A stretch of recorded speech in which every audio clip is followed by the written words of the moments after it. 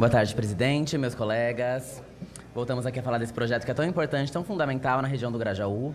Essa proposta de implementação do sistema viário Graúna-Gaivotas nos distritos do Grajaú e da cidade Dutra, com a construção de uma nova ligação viária e uma travessia sobre o braço do Cocaia, representa um passo importante para enfrentar um dos problemas mais graves enfrentados pelos moradores da região, que é a mobilidade.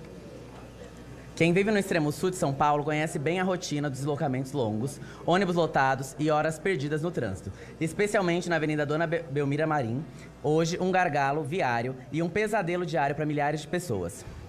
A aprovação desse projeto de lei, portanto, pode representar um alívio real para uma população que há décadas enfrenta o abandono, a negligência por parte do poder público.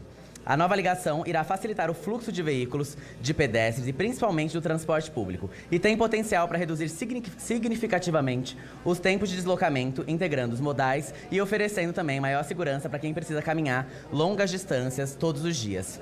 Para uma região onde vivem mais de 1 milhão de pessoas, segundo os dados do IBGE, qualquer medida que reduza as desigualdades estruturais deve ser bem-vinda. E a mobilidade urbana é uma dessas urgências. Mas é justamente aí que nós precisamos aprofundar a reflexão.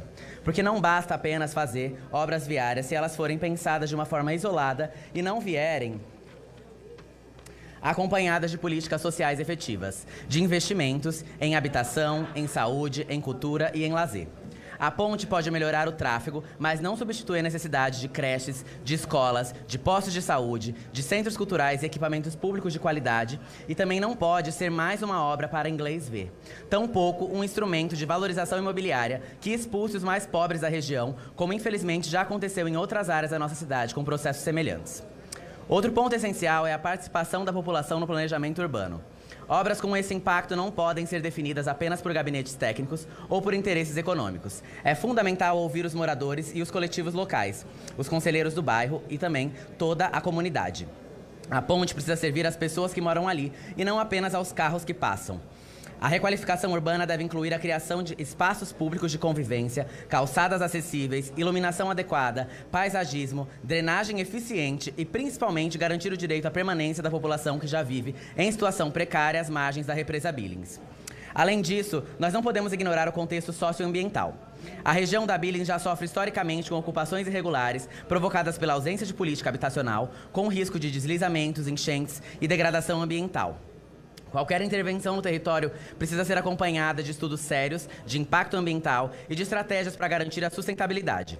A travessia sobre a represa deve respeitar e proteger os recursos naturais e assegurar o acesso à água e à qualidade de vida da população do entorno.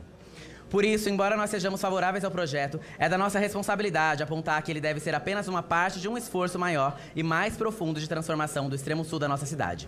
Os investimentos em mobilidade não podem ser vistos como fim em si mesmos, mas como um instrumento para garantir a cidadania, a dignidade e a inclusão social. As obras devem dialogar com políticas públicas amplas que envolvam a geração de emprego e renda, segurança alimentar, combate à violência urbana e promoção de cultura periférica. Não podemos aceitar que a mesma região que hoje recebe uma ponte continue sendo uma das mais desassistidas em outras áreas.